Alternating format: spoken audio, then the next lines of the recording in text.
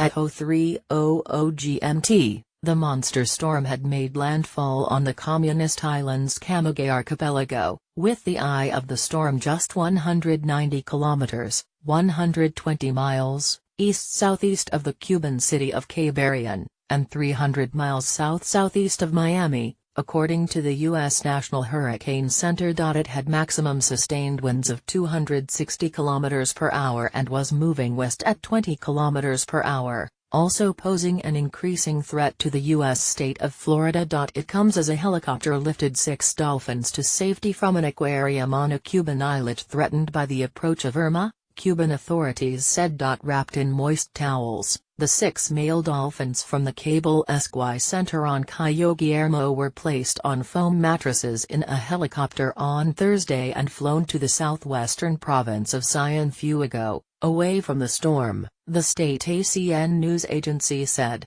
For the moment, they are in a pool that offers similar living conditions, and if the weather doesn't allow them to be kept there, they will be moved to a saltwater pool at a hotel, said Gonzalo Carrero Escobar, the head of the aquarium. Their trainers and a veterinarian accompanied the marine mammals, he added. Hurricane Irma, downgraded to a still massive Category 4 hurricane, has begun to brush the northern coasts of Cuba and the White Sand Islets prized by tourists. The hurricane is expected to turn north from Cuba, on track for a direct hit in southern Florida, the Miami-based U.S. National Hurricane Center says. The death toll in the Caribbean stood at least 21 and was expected to rise as rescuers reached some of the hardest hit areas.